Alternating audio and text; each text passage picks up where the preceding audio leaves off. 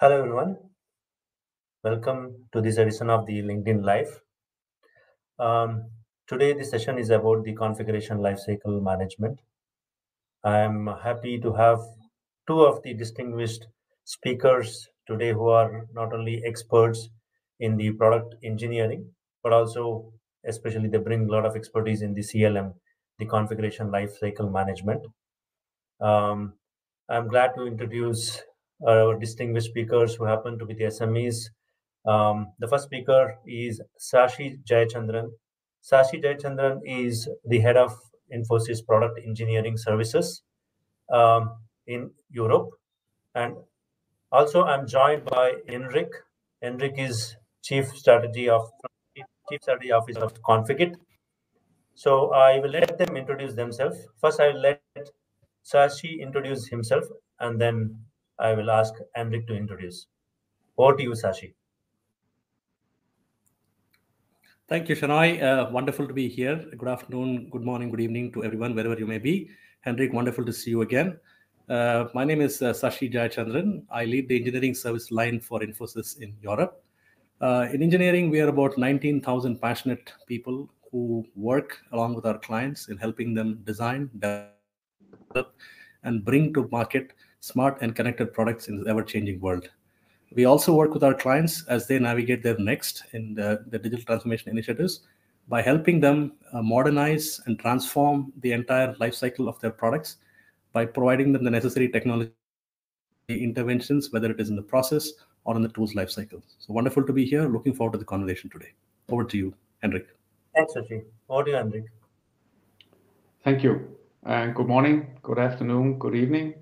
Nice to be here and nice to see you both again. So I'm Henrik Reif Andersen and I'm the Chief Strategy Officer of Configit. I was one of the founding members of Configit 23 years ago. And what we do in Configit is we develop software that help manufacturers manage their complex configurable products from end to end.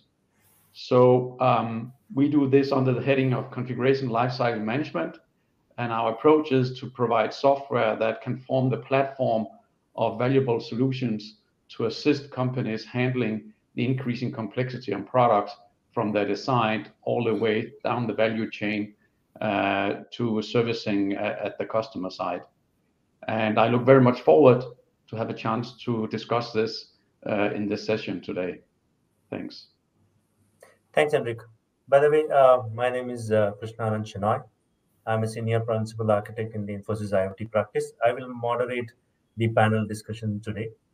For those who are joining this live discussion, so we'll be covering the aspects of how products are becoming complex. Products are becoming more and more customized when the OEMs are selling it to the end customers. How to manage such a product configuration. So this is the topic we will be discussing today through this panel. So clearly what you will also be able to take away is what are the challenges OEMs are facing today in reducing the sales cycle of configuring the product, and how the product itself is evolving from pure mechanical to mechanical, electrical, and software.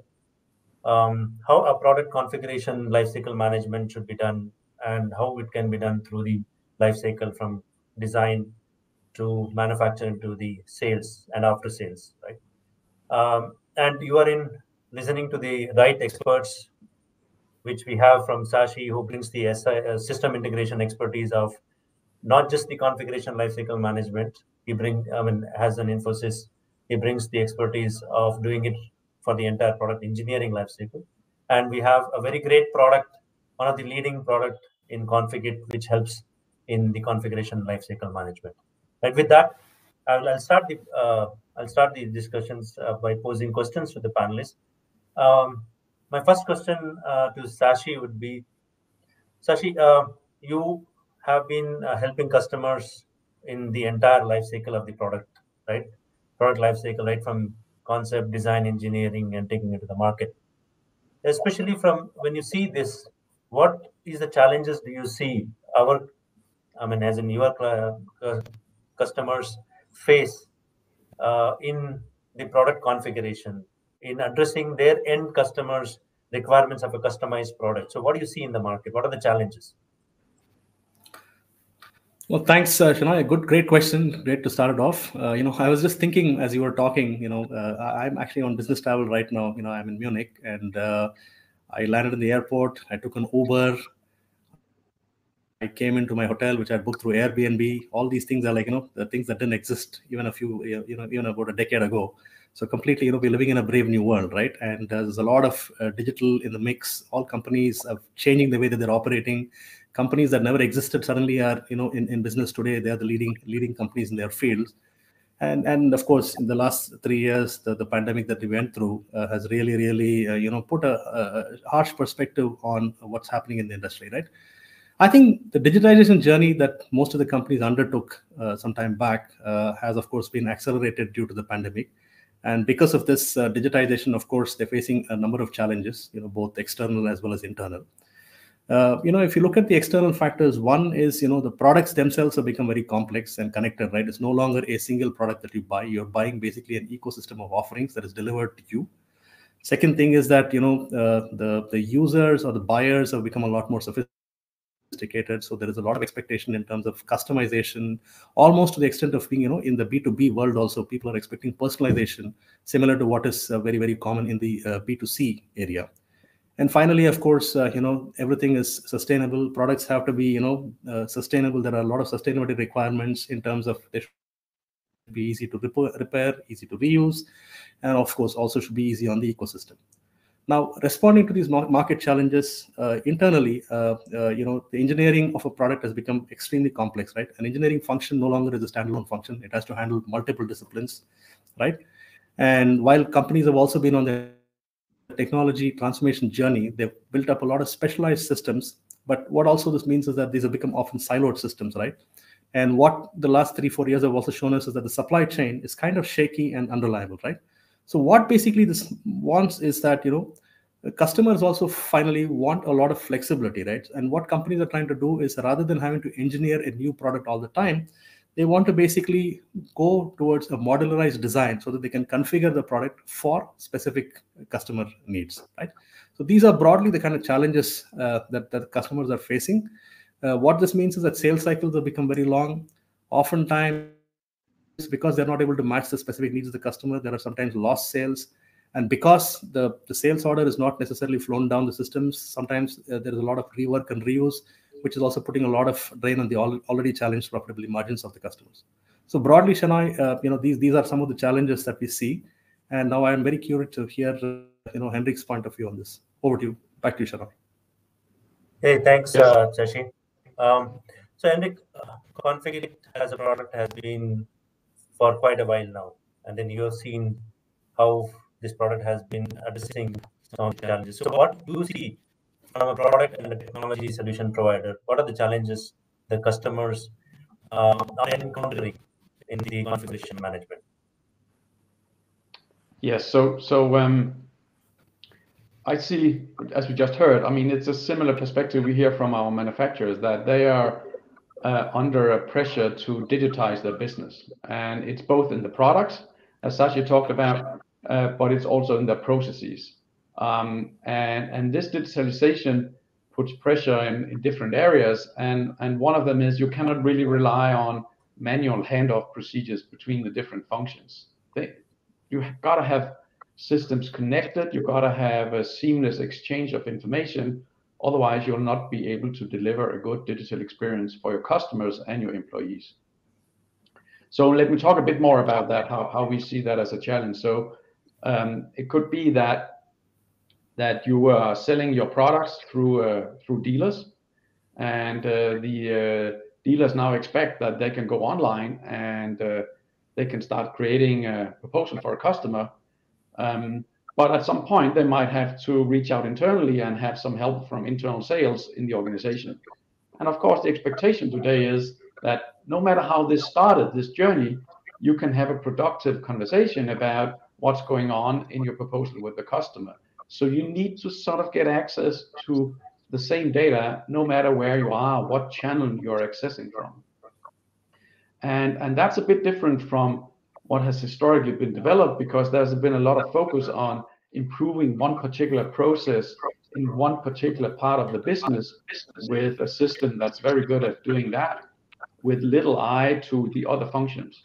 And that doesn't fly any longer. If you want a good digital business, you need to think holistically from end to end, just as Sashi were talking about. So, but our view is, and the software we develop has been developed to enable solutions that bring that together from the engineering throughout the value chain, through sales, through manufacturing, through deployment, and the after sales services of the products. And when this is done successfully, there's a lot of advantages that the companies get out of it. But to get going on it, it's important to pick a software that enables it and is not just looking at one particular point in the value chain. And I must say that the traditional big enterprise systems, they are very biased typically to one particular part of the business, and they're very good at that. But if you want to do configuration lifecycle management and create good solutions end to end, you need something that can bring these different systems to collaborate and have the different functions to collaborate. And that's the software we have been working on developing and working with partners to make sure that the customers can get value out of it. Because these systems, so our software needs to work in close cooperation with the existing enterprise systems to get value out of it. So getting integrations and getting user interfaces that make sense in the setting is an important part of implementing a good solution. So that's sort of overall, Shenoy, how we are thinking about what we can offer to our customers and help them on the digitalization journey. Thanks a lot, Henrik. Thanks, Sashi.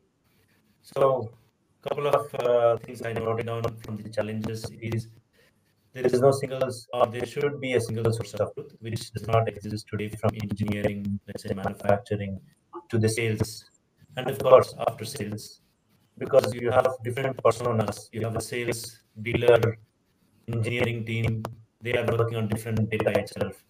So the challenge when you go towards the product configuration is probably everybody is seeing a different view of the product and the product configuration. So that is a main challenge today. And that's not giving the seamless experience either for the sales team or for the end customer, right? So I take that as one of the challenges today that is there existing. And my following question is, I'll start with Sashi again. As a product engineering service provider, as an SI, I'm sure you work across all the product life cycle, right? Right from design to engineering, manufacturing, and finally to after sales, right? So if that is a challenge, that there is no single source of truth because you have silos in the data, you have to give a digital experience. And Henrik said that there is information exchange has to be enabled. So how do you think you are addressing these challenges? What are the solutions you are trying to bring? Of course, Configit is one of the core component there. So what else do you think are the solutions that you are helping the customers in addressing this challenge? Yeah, well summarized. I think you kind of put it nicely in terms of what customers are going through. See, we participate on a number of digital transformation journeys with our customers, right? And they all seem to kind of originate in multiple places. Some of them start with the whole CRM problem, right? They start with a Salesforce transformation. Many customers start with their ERP, right? I mean, obviously, right now there's a big wave of S/4HANA-led transformation that many of our customers are on. But effectively, right, if I look at it from an SI perspective, right, one of the key problems that I'm really trying to solve here is the data problem, right? And I think you nailed it correctly. You talked about how there should be a single source of source of truth, right? So another way is, like, if I were to look at the entire order to cash cycle, right? I think it's very important that we sort of define and standardize right at the early part of the upstream part of the in the cycle itself, right? So we constantly, through our engagement with our customers, try to make the PLM system as sort of like the MDM or the master data management source of truth, right? So we kind of, everything starts from the engineering BOM, and then it's closely aligned to your manufacturing BOM and onto your after sales and the S BOM, right? That's one of the things that we're trying to do: define some common terminology, define some common data sets, and make sure that we are working closely along with our partners like Configit, using their solution to make sure that we manage the life cycle of this configuration. Right? Because as configuration data flows from one system to the other, we're just making sure that they are all properly aligned, that there is a common view, and then there is visibility that is provided all across the life cycle. Right? That's one of the things that we are doing. So effectively, what we have done is by providing this view upfront, we are kind of enabling the sales team to be a lot nimble. They can respond better to their customer needs. They can make a lot of customization changes, right? Engineering also gets a good view in terms of what are some of the popular configurations that are selling in the market. What are some of the most widely used configurations, so they can align and pre-build some of these things. And then finally, getting to manufacturing, if they get the right visibility and the right data, they're able to ensure that there is minimal waste, there is minimal rework, which I think overall improves the efficiency of the organization and brings the total cost down. Right? At the end of the day, that's what we're all about.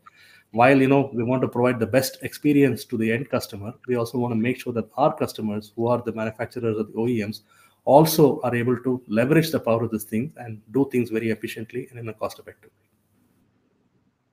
Sure. That was great insights, Sashi, on how you are able to help the customers in this. I'll shift the focus to, of course, Henrik now. Henrik, a lot of these, whatever Sashi has been talking on, some of those are already addressed in your product. You would have seen the evolution of the requirements of the configuration lifecycle management, right? So, how would you address, and what are the solutions that Configit is able to help the customer on some of the things that Sashi talked about, like order to cash lifecycle, sales cycle turnaround should be very fast, and so on. And especially, how is Infosys is able to bring the other parts around Configit or the services and able to deliver this to the customer? Yes. So elaborating a bit on this end-to-end perspective in how we create value. So this single point of truth, I sometimes think about it as a shared source of truth, because very often part of the truth already exists in other systems. So it could be in the PLM system where there's engineering knowledge about the product. It could be in the ERP system where you have some manufacturing knowledge, and you might have a CRM system that knows about the pricing.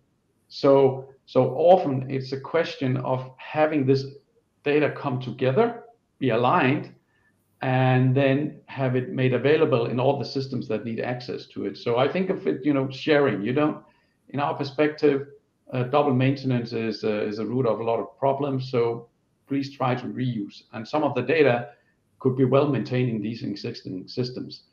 And there we have seen with our customers that working with Infosys can create a very strong basis here, where the data is brought together, but you also have very strong implementations in the various systems. And we have joint customers where we have extended that from one part of the value chain and further out.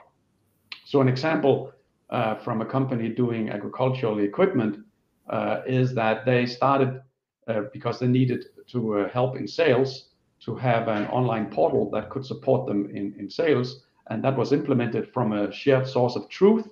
And then what you would do with Configit's tool is add whatever might be missing. So you might have all the engineering data in a good shape, but you might be missing some of the more commercial aspects of the product, which you need to add.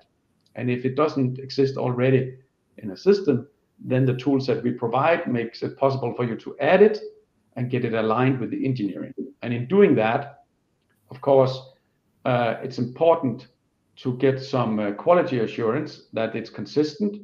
And if there are any issues, you can take them up front before you expose customers to the data. So we have built in quality assurance tools in doing that.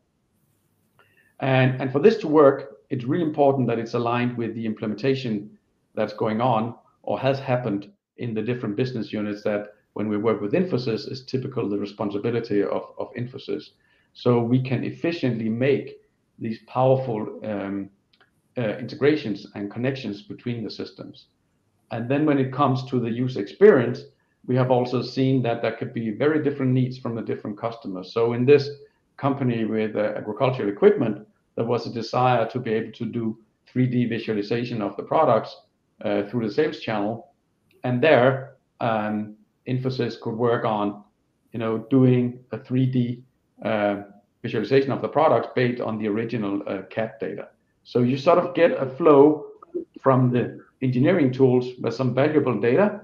You can enrich them.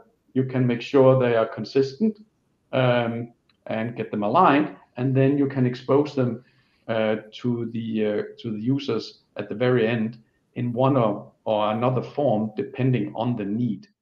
And all this, of course, requires that there's somebody who knows the customers well, know the domain in which this industry is, and can provide good solutions for the other enterprise systems and create these special user interfaces or e-commerce portal or whatever it could be. And there I see the collaboration that we have done on many customer cases by now with Infosys has been very productive, because there's a very clear separation of responsibility, and there's the necessary insights that comes together, so powerful solutions can be built for customers.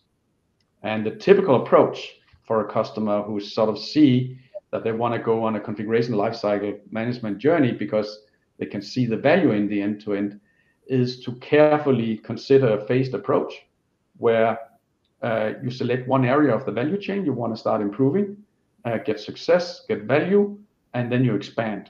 And there are different ways to do that phasing we have worked on together with Infosys. And sometimes it's, you start in sales, you might want to do for the internal sales staff. Later, you want to add a dealer portal. Later, you might want to add self-service for customers. And each step will create more value for the customer. And it could also be, I've seen some companies, they decide to take a new product and run the new product in sort of the new system with the new configuration engine and the new way to operate, while keeping the old products in the old systems and just pulling them out and reusing them in this shared source of truth. And then as they bring new products on the platform, they'll use a new way of creating rules and working with it. So it sort of gives a smooth transition where you don't need to go for a big bang with all the risks that come with that, but you can sort of do a transitional move to the new world in a secure manner with not so many risks and get value on the way. So we would always recommend trying to find a path that is like that. So you get phased value before you go to having realized all the potential in it, which could take a long time.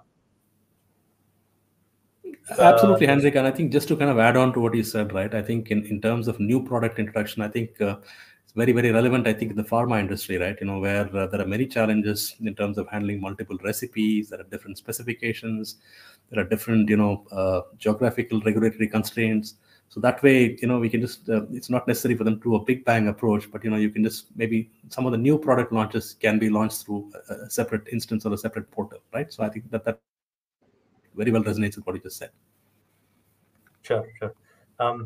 Absolutely. Those were great insights. Sashi, I'll just try to summarize.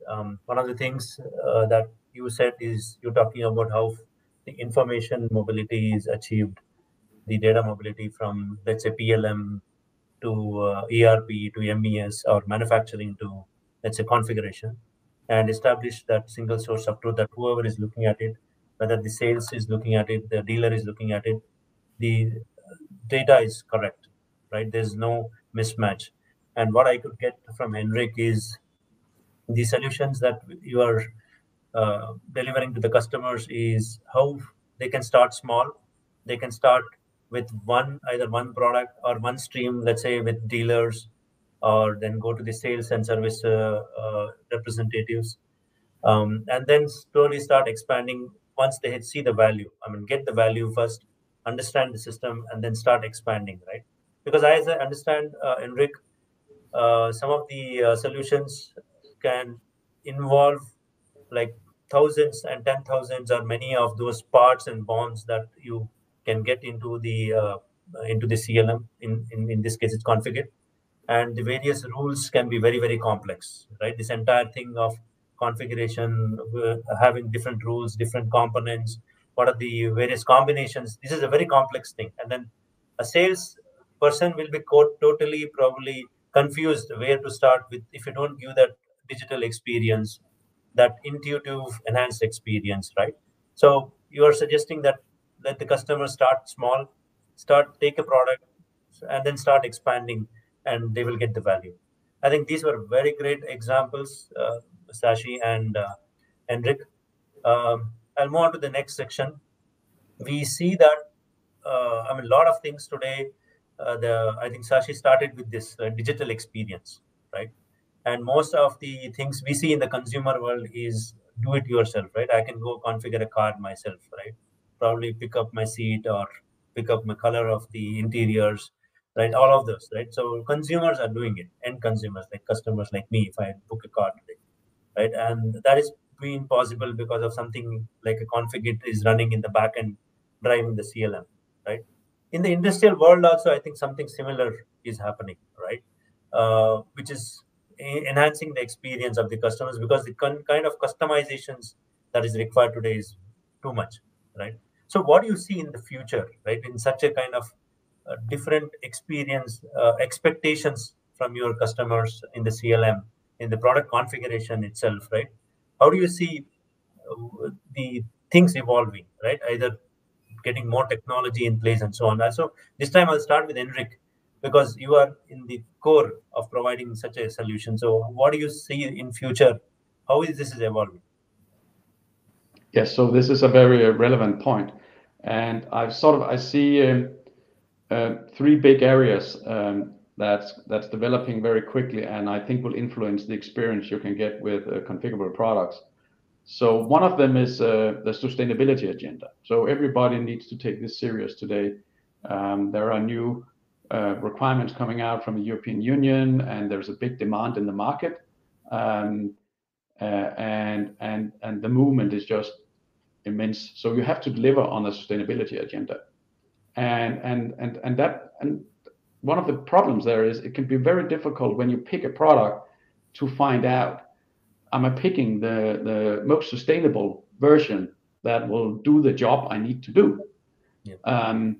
And here a configurator can help you, because a configurator is designed to do the trade-off between one thing or the other. So it can guide you through the process of trying to go for a certain carbon footprint, for instance, and try to make sure it can still deliver the performance you need.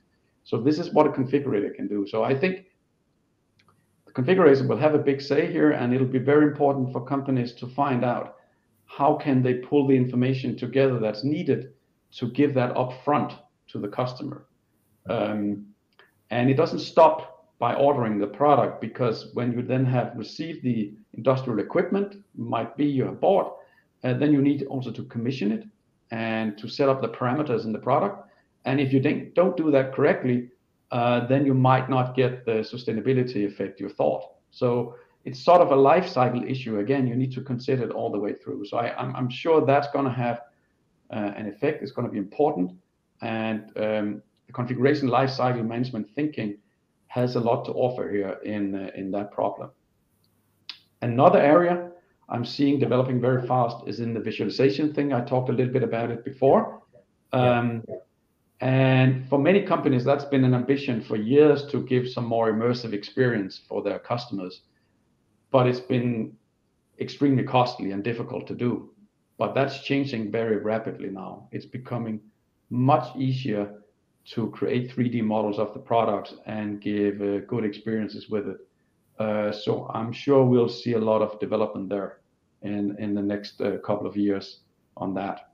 And then the third thing, of course, there's a lot of talk about, is artificial intelligence. And what's that going to do in this space?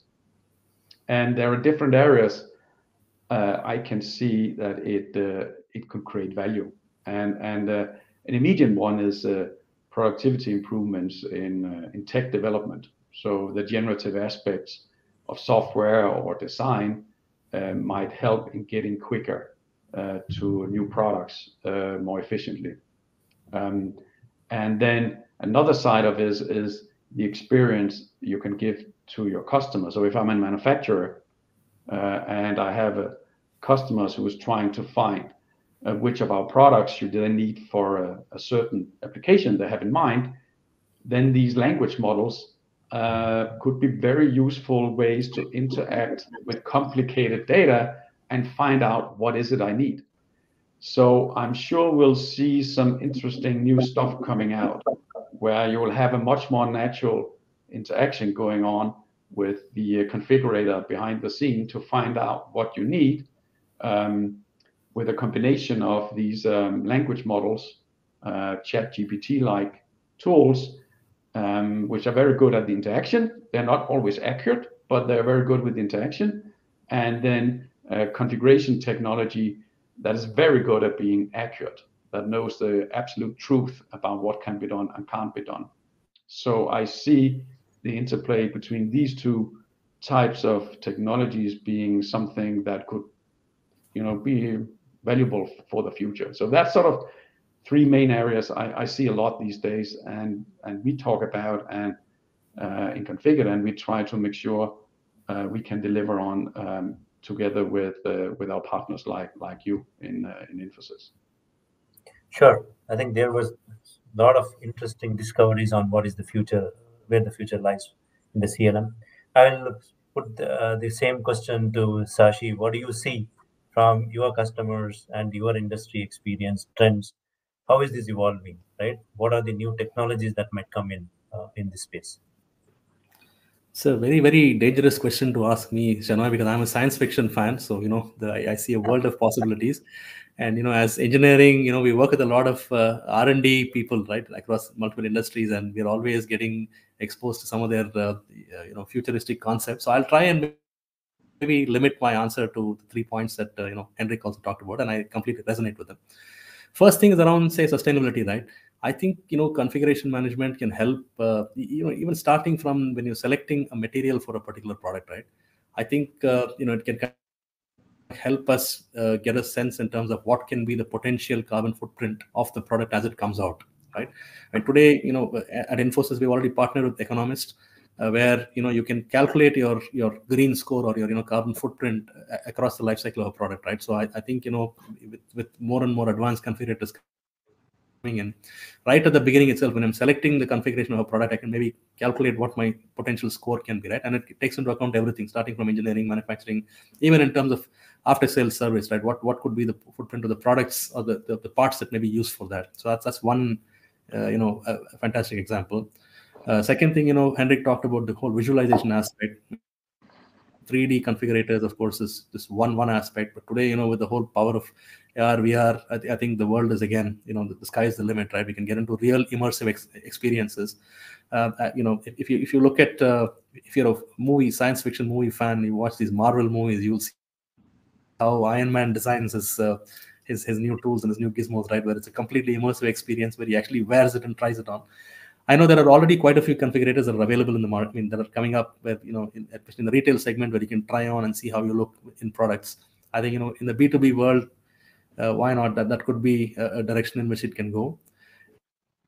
And then the final point, Henrik talked about AI. My God, AI is like a complete universe in itself, right? But practically, I think some of our customers, and I think I talked about it earlier also, if you just look at the usage of a product, or if you look at the order history, if you look at the historical data, and then run a kind of simple analysis on that in terms of what are the most popular products that are sold, what is the most popular configuration, what has been the easiest or cheapest to run over the life cycle of the product, what has had the least number of recalls, what has been easy to repair, reuse, replace, what's had the maximum resale value, for example. These are all things that I think, we can definitely leverage the power of AI to do more, right? So I'll kind of stop here. Otherwise, I can go on and on with more and more stuff. But definitely, I think, it is a very exciting future, and I'm really thankful and happy that, we partnered with Configit. There is a tremendous value that I think we're bringing to the market as, two partners going strength and strength. Absolutely. I like the Marvel example, Sashi. The metaverse example, right? So metaverse has been there. So someday probably that will be truth. But I mean, truly sustainability, which is a very key goals for all the customers. I think that is going to drive the CLM space, and more conscious customers will look at that as a capability. um, Visual configurators, I think a lot of them are there, but as I said earlier, the kind of things that you are looking at, millions of combinations, rules, policies, probably not millions but thousands of parts to be configured and assembled, right? So someday probably we'll get to that, the visual configurator. And finally, of course, AI cannot be ignored, which will make it much more. I think earlier Henrik or somebody mentioned, how do you make the life cycle of the sales or the dealer much more easier, right? AI can probably drive that. Generative, of course, that can be much more powerful. Um, Thanks, gentlemen. It was really very insightful. I'm sure the audience would have taken a lot of things around the challenges about configuring product configurations itself. How does a product evolve, and what are the challenges the OEMs, different personas like sales, dealers, even the engineering teams face today, and how those challenges can be addressed through solutions that Configit brings or Infosys stitches together using Configit, and what is in store for the future. This was pretty exciting discussion. Thank you, gentlemen.